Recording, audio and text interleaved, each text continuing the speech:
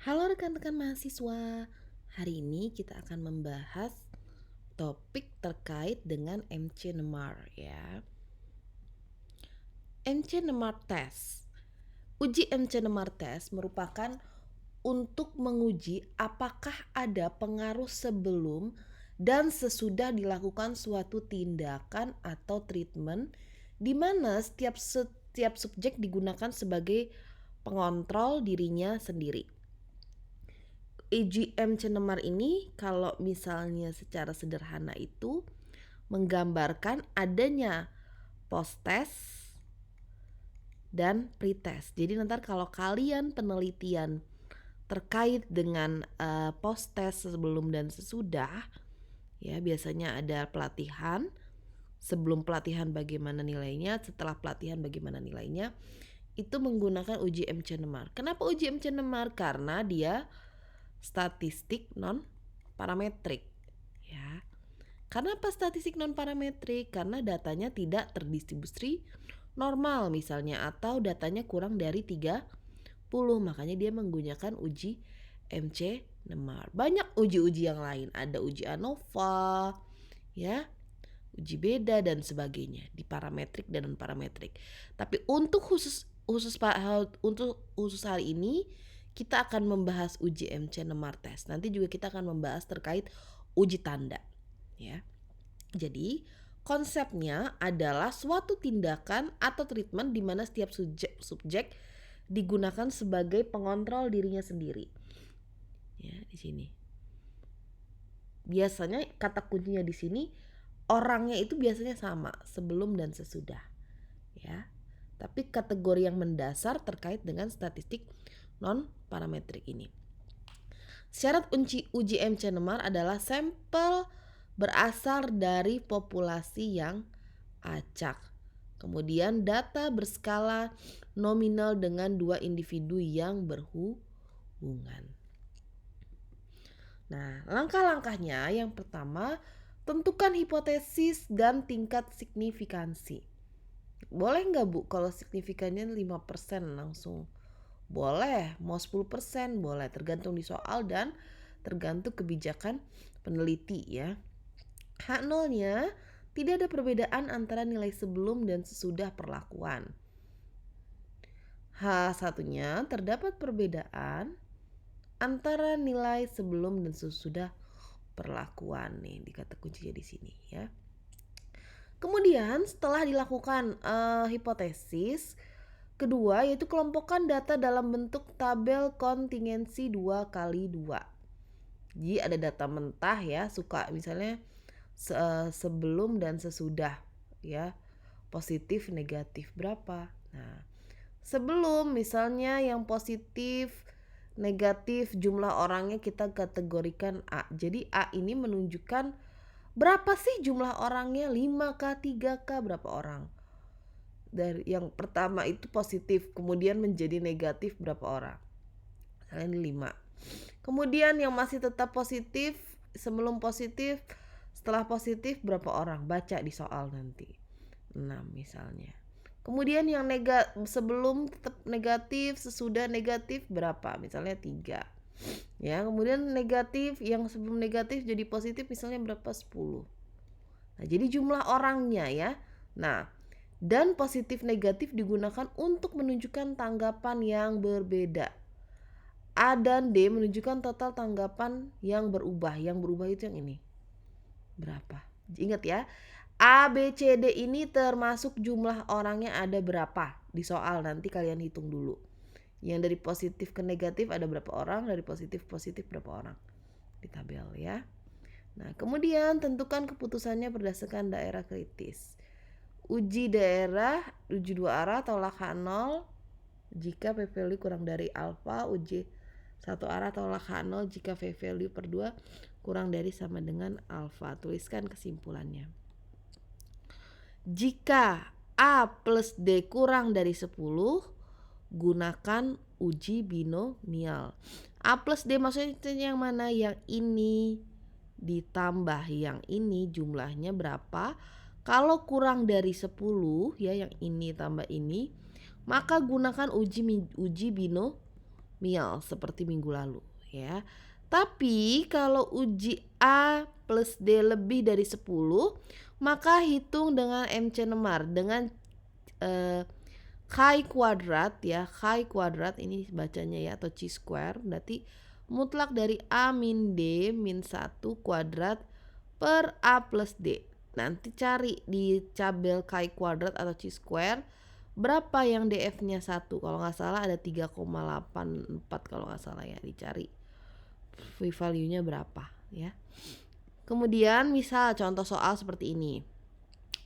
Suatu perusahaan sayuran ingin mengetahui apakah penggunaan iklan akan efektif dalam meningkatkan penjualan, sehingga diambil 75 orang secara acak dan ditanya sebelum penggunaan dan iklan setelah penggunaan iklan 75 orang terjadi ditanya ulang kembali. Tunjukkan tingkat signifikan 5% apakah iklan mempengaruhi pilihan seseorang ya, atau terhadap penjualan ya. Ini maksudnya mempengaruhi peningkatan penjualan misalnya. Pilihan seorang itu terhadap peningkatan penjualan. Oke. Kemudian kita tahu datanya. Pemilih sebelum iklan, tes sebelum ada 3 ya, tes sesudah dari positif ke negatif 3 orang. Kemudian tes sesudahnya positif 29. Tes sebelum 37 sama 6. Nah, ingat syarat pertama sebelum melakukan apakah kita menggunakan binomial dan MC Nemar itu kita harus menjumlahkan dulu 3 ditambah 6. 9. Tadi kalau kurang dari 10 berarti kita menggunakan uji binomial ya, seperti minggu lalu. Nah, ini uji binomial. Nah, maka menggunakan uji binomial ya, alfa. A-nya 3, B-nya 29, C-nya 37, D-nya 26. Nah, cari N-nya 3 plus 6 sehingga menggunakan uji binomial. Nah, nanti kalian cari ya di seperti minggu lalu, kalau X-nya 3 berapa ya, kalau misalnya lebih dari gagal tolak dan H0. Nah, kesimpulannya bagaimana? Ya, gimana cara menghitung uji binomial ini? Ya, ternyata dengan tingkat signifikansi 5% dan dengan sampel yang ada bahwa sebelum cukup bukti untuk menyatakan iklan dapat meningkatkan penjualan. Ya, jadi penentuan dulu dia uji binomial atau uji MC Nemar ya. Kayak seperti minggu lalu, bagaimana cara menghitung uji binomial. Oke, kemudian contoh soal yang kedua. Masih sama, suatu perusahaan sayuran ingin mengetahui apakah iklan efektif dalam meningkatkan penjualan, diambil 200 orang secara acak. Penggunaan iklan, setelah penggunaan iklan 200 orang tadi ditanya ulang kembali. Nah, sekarang ini sebelum sesudah 85, tes sesudah 65 ya, positif 65, negatif 40, kemudian ini negatif positif 10. Pertama kita tentukan dulu dia binomial atau MC Nemar. Jadi kita jumlahkan 85 tambah 10 jadi 95. 95 lebih dari 10, berarti ini menggunakan uji MC Nemar ya. Kemudian iklan tidak merubah, bikin dulu H0 H1 nya. Nah, ini kan ya MC Nemar. Baru masukin ke rumus chi kuadrat sama dengan mutlak dari A min D min 1 per A plus D kuadrat. A nya berapa di sini? Lihat 85. Tulis di sini 85. Ya. D nya berapa di sini? 10. Tulis di sini 10. Nih. Dimutlakan berapa ya? Kemudian dikurang 1, A plus D nya berapa? 85 plus 10 ya, kalau dari sini nih. Dan dapatlah 57,642 hasilnya ya. Nah, kemudian dengan melihat tabel chi kuadrat bahwa pada 1% 1 DF1 itu adalah 3,84. Nah, pada taraf 5% ya. Nanti kalian lihat berapa pada DF1 dan alfa 5% itu di chi kuadrat itu berapa. Nah, ternyata 57,642. Berarti lebih dari 3,84, maka terima H1.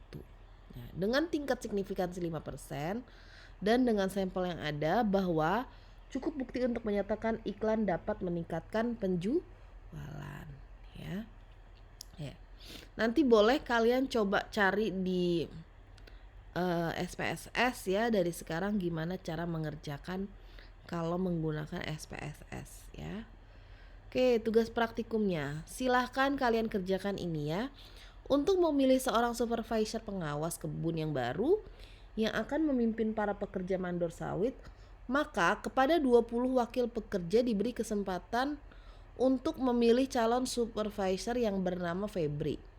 Ya, dari penilaian hanya mempunyai 2 pilihan, yaitu suka dan tidak suka.